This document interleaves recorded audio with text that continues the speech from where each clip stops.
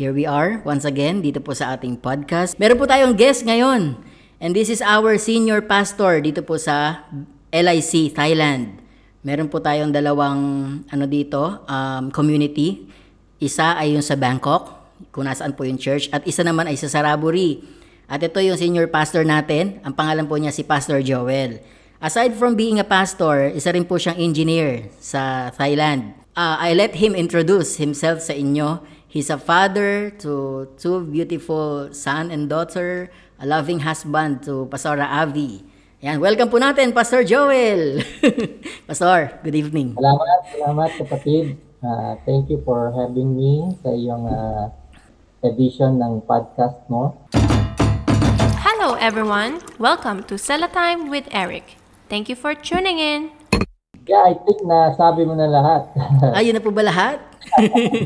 Pero totoo, no? Sabi mo, aside from my ministry, the church, I am also working with the secular job. Actually, ang aking tinapos na profession ay computer engineering. Computer engineering. So, yung aking trabaho ngayon ay more on the technical, services manager ang aking trabaho sa isang private company dito sa Thailand. Ano po exactly, Pastor, ginagawa niyo sa work? I mean, ano ba yan? Nasa harap kayo lagi ng computer? Nasa field kayo? Ano ba yung ginagawa ng niyo, pagiging engineer? Pwede po kayo magbigay ng short. Actually, yung nature ng aking trabaho sa technical service, kasi yung company namin is a trading firm. So, yung tinitrade na mga products ng company, in our case, technological mga equipments, kami yung responsible sa aftermarket, no, yung tinatawag na technical support, I see. mga services. For example, parang pag may kailangan i-install or yung mga ganyan, no, i-repair.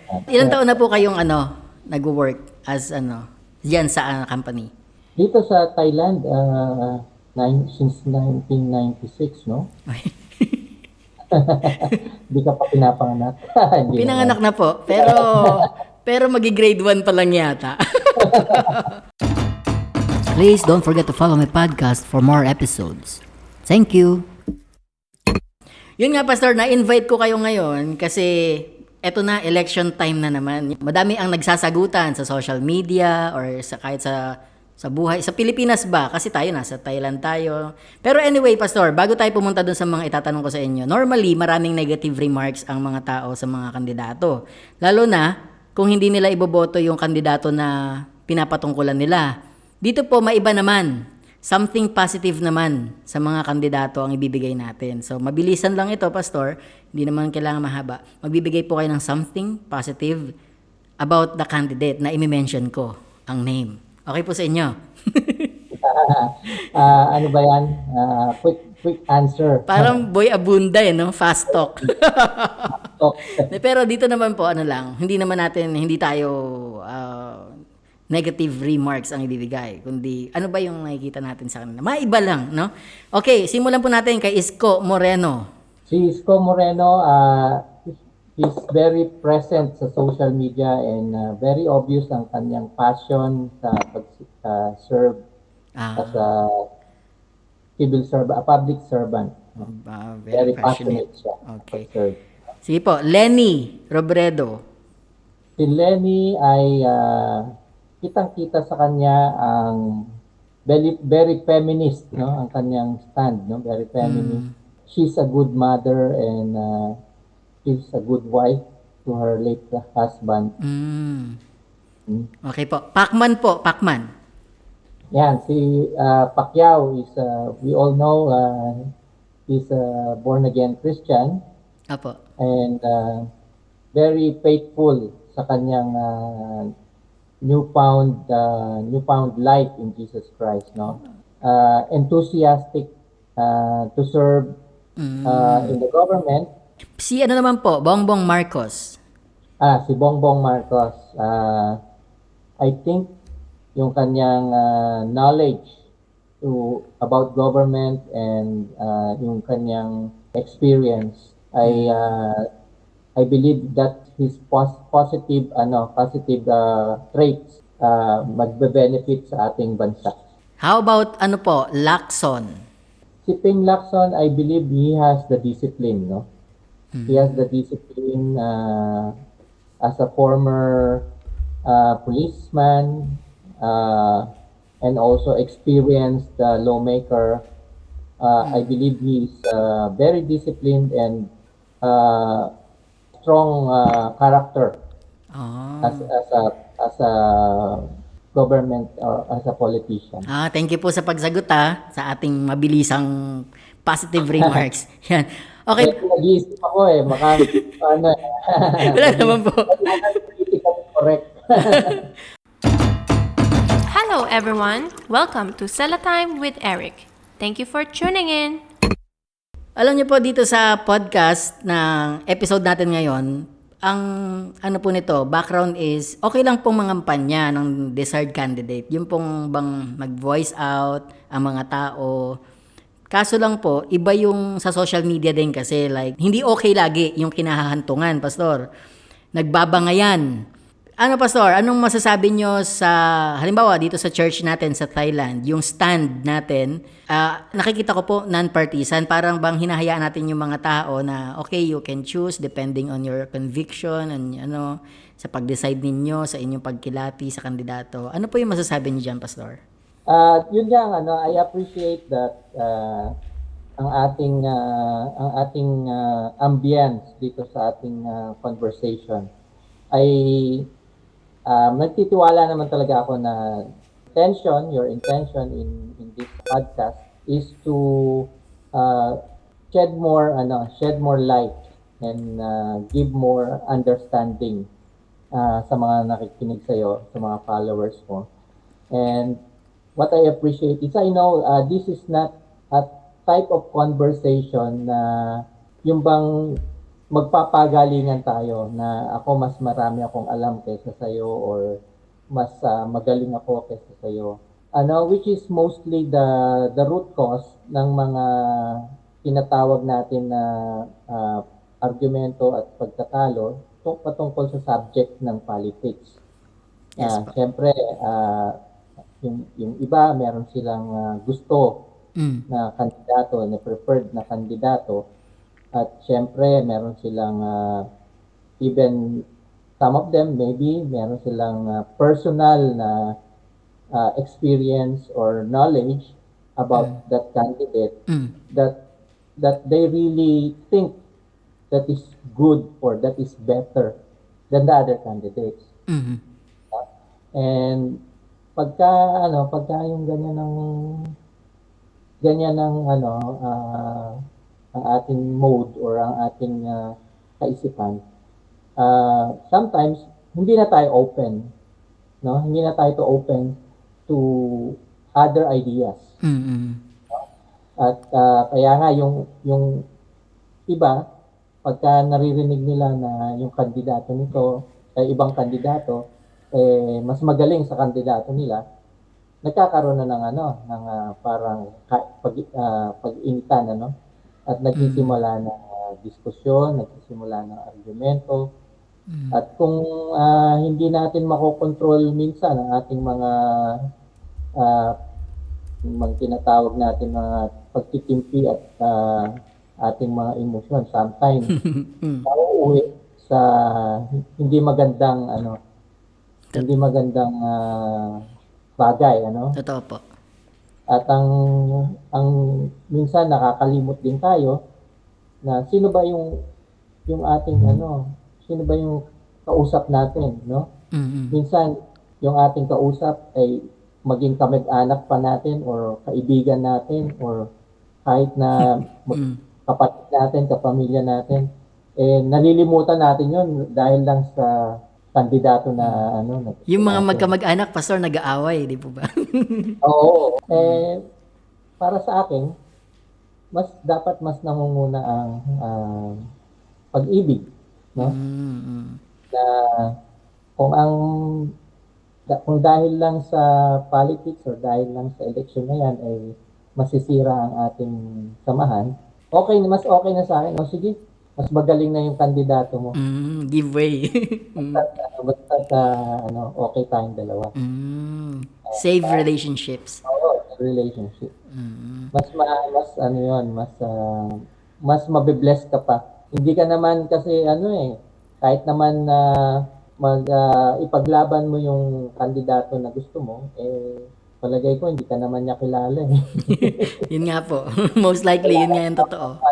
Ano namang makukuha doon, blessing. Samantalang kung halimbawa tayong dalawa, nagkakasundo tayo, di ba? Yes po. Kahit na hindi man tayo agree sa mga kandidato natin, pero nandun pa rin yung ating magandang samahan, nabe-bless natin ang bawat isa. Talking about, Pastor, talking about blessing, no? How should a Christian or a believer vote? Meron ba kayong guideline patungkol dyan? Paano yung isang believer mamimili ng kandidato? May payo po ba kayo tungkol dyan? Palagay ko naman, napaka-klarado naman ng salita ng Diyos patungkol dyan, Yes po. Of course, ang kalooban ng Panginoon sa pagpili ng pinuno ng bayan ay siyempre yung naayon sa kanyang pamantayan. Sabi nga, di ba, nung pinili ng Panginoon si Haring David, sabi niya sa prophet, hindi prophet Samuel, ang Diyos ay pumipili ng tao hindi sa pamamagitan ng panlabas na kanyuhan, kundi siya ay tumitingin sa puso. Sa puso. Sa puso ng tao. Ganon din siguro sa ating kalagayan ngayon, yung pipili tayo ng magiging pinuno ng ating bayan, ng presidente. Mahirap hindi natin nakikita kung anong nasa puso ng tao. Pero ang Panginoon, nakikita niya yun. Kaya, para sa akin, kahit na anong pamantayan ng ating gamitin, mas magtitiwala ako sa Panginoon. Siguro kung nasa kalagayan ka na namimili ka at mong iboto ang karapat-dapat, ang payo ko lang, mag-pray ka na lang. Tanong mo sa Lord, Lord, ano ba ang kalooban mo? At sana magkaroon ka ng peace. Yung... No? Ito ang kalooban ng Panginoon na kandidato para sa napipiliin ko. Mas mahalaga yun kaysa dun sa sinabi ng ibang tao na dapat iboto. yung parang hype po, no? Hype. Kasi sa social media, iba po yung hype Oo, kaya nga marami ngayong iba-ibang klase ang tawag diyan, pangangampanya na ginagamit, Ito, Pastor, next question tayo. How should a believer respond to those who have opposite views? Halimbawa, si ganito, iboboto niya si ganito, tas yung isa naman, iba yung iboboto niya. Tapos, bilang believer, how should he or she handle yung opposite views? Yun nga, nabanggit nyo na kanina yan, pero maybe you can elaborate more. For example, for the youth or mga young guys like me, yan, ganyan, what can you say? Katulad na sinabi ko kanina, mas mahalaga yung yung pagsasamahan nyo ay hindi masira dahil lang sa hindi kayo parehas ng iboboto, Pagsasamahan po pa rin po, no? Kung magkaibigan kayo, mas maigi nang magsama kayo ng may kapayapaan at may saya kaysa yung nag-aaway kayo. Tapos pagka dumating sa punto na kahit sino naman wala naman talagang may gusto na matalo. Marami sa atin pag hindi tayo hindi na nanalo yung ating pinili. Siyempre parang masakit sa loob natin kasi mali tayo. Hindi natin, sometimes hindi natin matanggap yun. Parang basic human behavior po no, na kapag ayaw sa'yo nung magkaiba kayo, maglalaban Ang alam ko na na siguro dapat natin gawin. Tayo bilang mga Kristiyano, bilang mananampalataya. Ano ba ang sinasabi ng Panginoon sa salita ng Diyos tungkol sa pagpili o tungkol sa mga mamamalakad ng ating gobyerno, ng pinuno? no? Lahat naman sila lahat naman lahat naman tayo na tao ay binigyan ng Panginoon ng ang tawag diyan, ng kakayanan na magkaroon ng sariling kaisipan at kalayaan na pumili, no? Meron tayong free will, tinatawag. At yun ay kahit kailan ay hindi pwedeng i-cancel ng Panginoon. Yes, Yung yes. karapatan na yun. Everybody, kahit sino man ang piliin nila, karapatan nila yun. Yes, karapatan po nila. Ang magagawa lang natin, siguro, bilang mga Kristiyano, kahit sino man ang mamuno at mapiling manalo sa eleksyon, ipag-pray natin sila. Yes. Napakahalaga na hindi mo man gusto ang tao na yan, napakahalaga na suportahan mo siya ng panalangin dahil Amen. yung kanilang pagganap sa kanilang katungkulan ay makakabuti sa iyo. Yun. Makakabuti sa bayan, makakabuti sa mga mamamayan.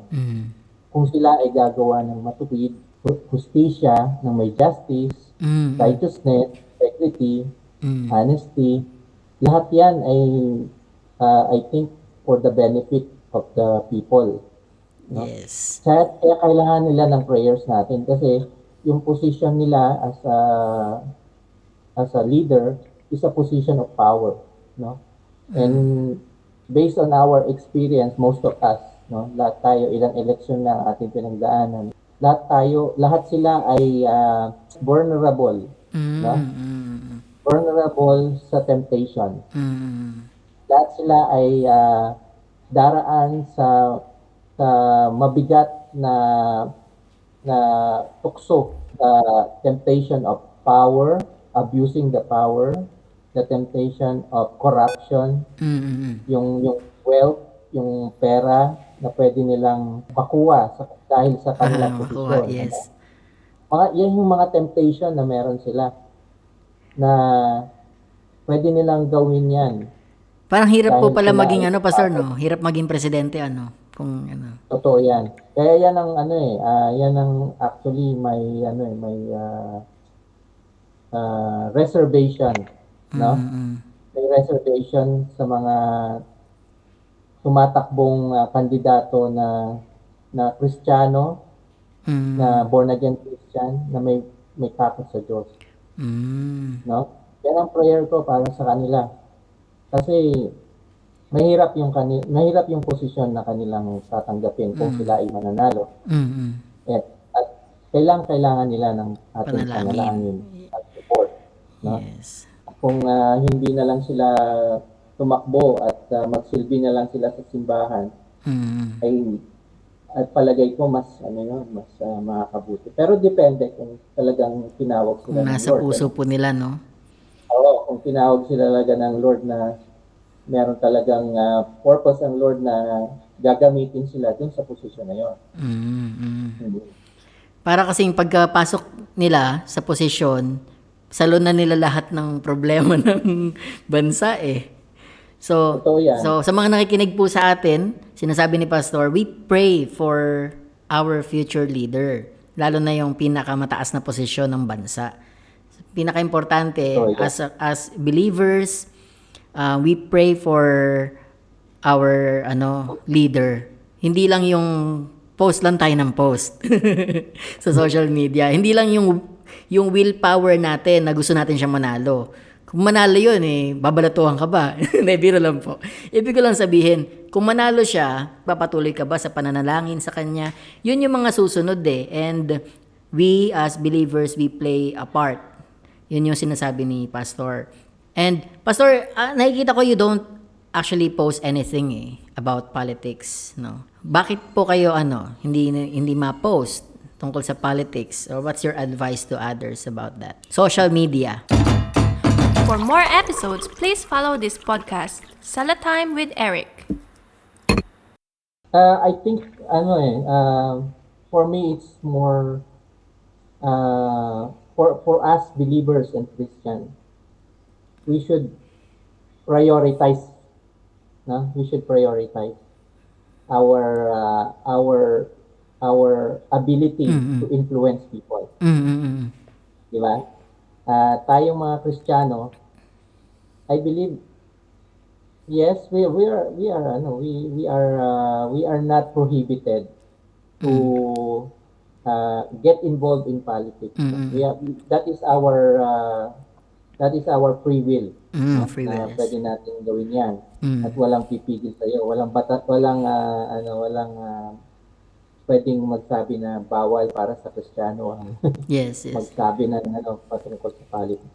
But for me, I believe we have to prioritize yung ating influence sa mga sa social media, sa mga ano natin, mga post natin. Na alam natin na ang mga makakita ng ating post, mga pwedeng makatanggap ng ating messages, no?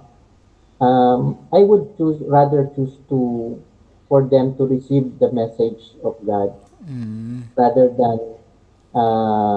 about human Human affairs. affairs. Oo. Malinaw naman actually last Sunday yun ang aking shinare. Yun nga po, nabanggit nyo nga rin po yun eh. Yung sa Matthew 24, no? Yes, Pastor. Sabi nung Matthew 24, remember, and this gospel of the kingdom shall be preached to all nations or all the world for a witness. No? For a witness.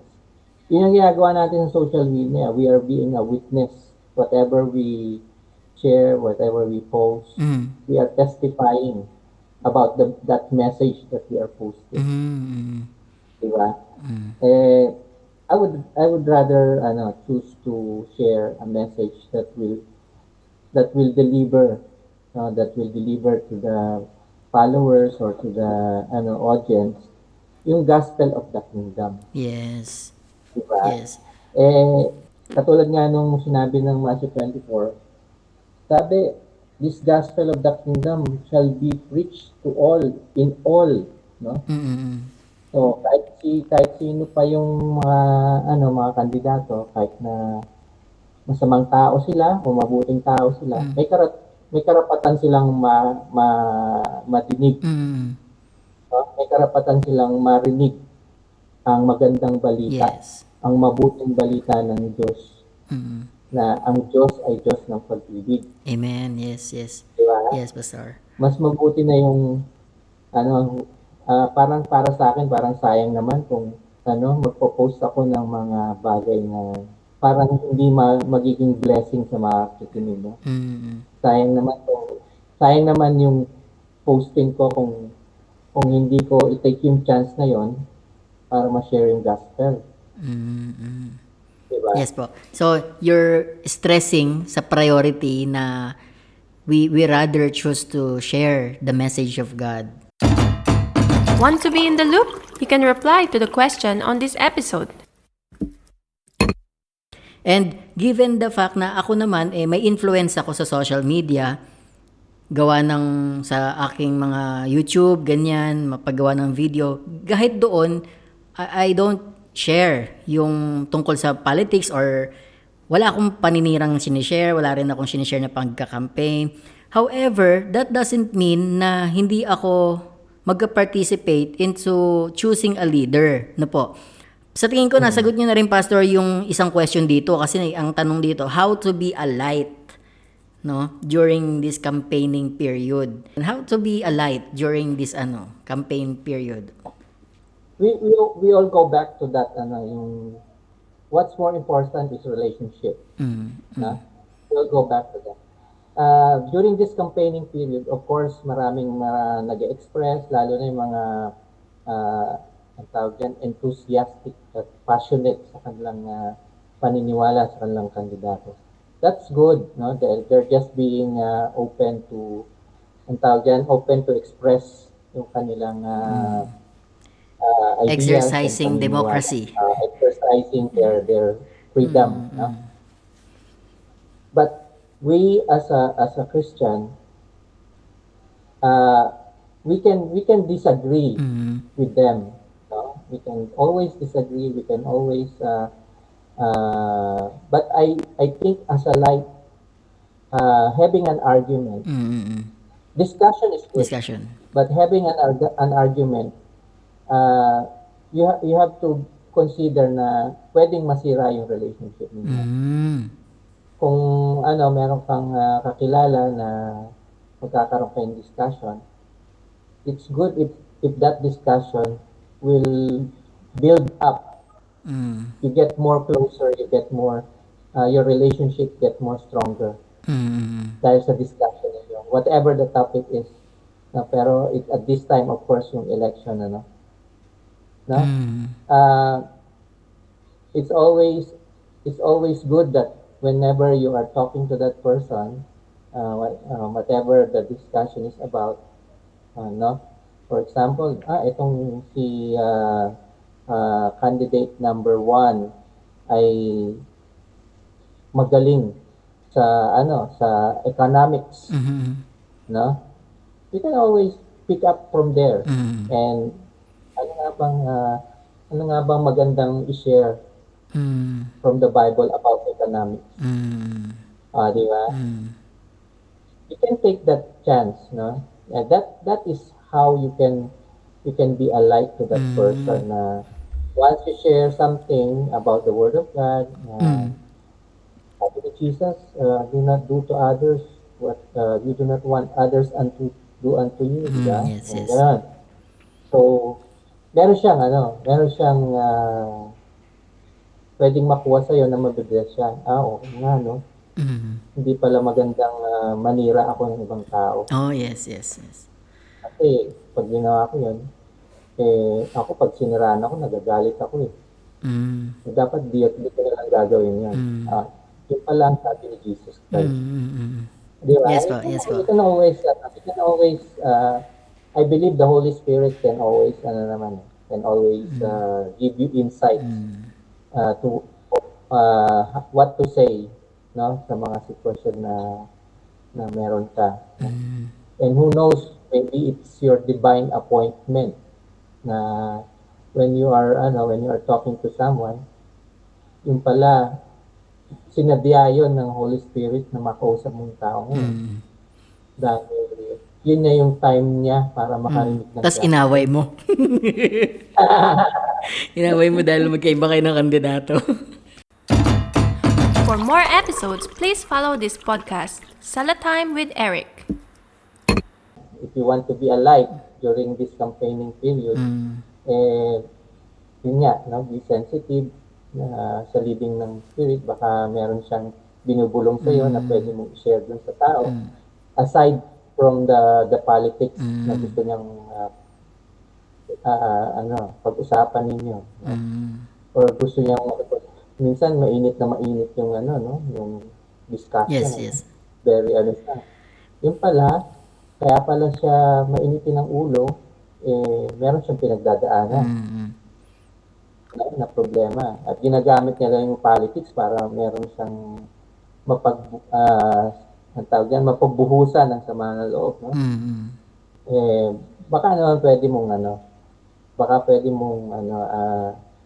siyang tanungin, ano bang problema mo, kapatid? Pag-pray natin yan, baka matulungan ka ng Diyos.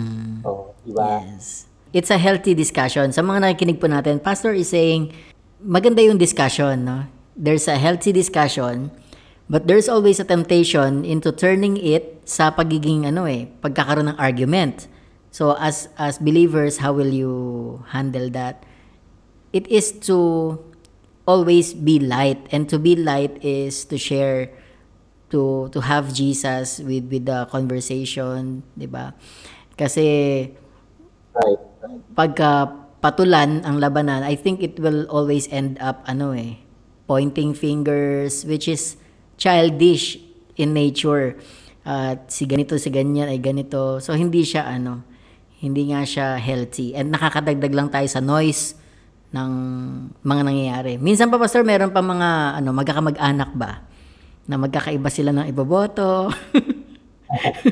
Totoo yan. Ano po masasabi nyo? Halimbawa, tapos na yung election, may ang natin nito Ay, nag-away-away sila, no, magkakamag-anak. Ngayon, tapos na yung eleksyon.